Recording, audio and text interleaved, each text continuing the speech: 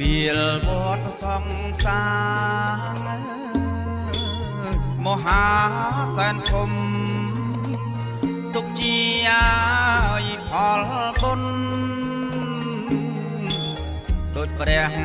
សម្មា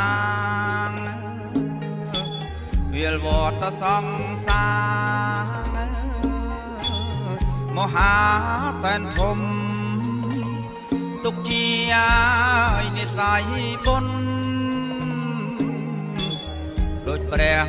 សម្មាព្រះអង្គច័ន្ទនី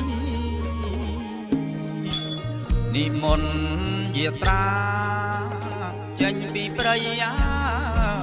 ប្រឹក្សាសន្យា7ឆ្នាំ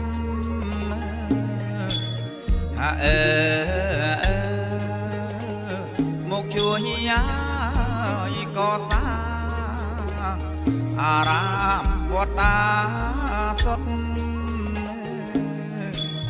ផលបុណ្យព្រះអង្គខ្ពស់ដូចព្រះទ្រង់ញីបំពេញបារមីទេប្រសើរបំផុតផលបុណ្យព្រះអង្គខ្ពស់ដូចព្រះទ្រង់ញៀនបំពេញបារមីទេប្រសើរបំផុតដោយក្តីមេត្តាករណាបរិសុទ្ធអភ័យ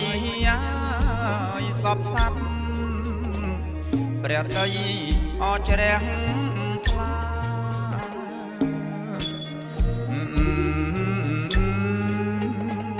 ជួយជាតិណាសាសនារឹងរិតអត់ការគុំធម្មទានព្រះអង្គទេសនាអប់រំ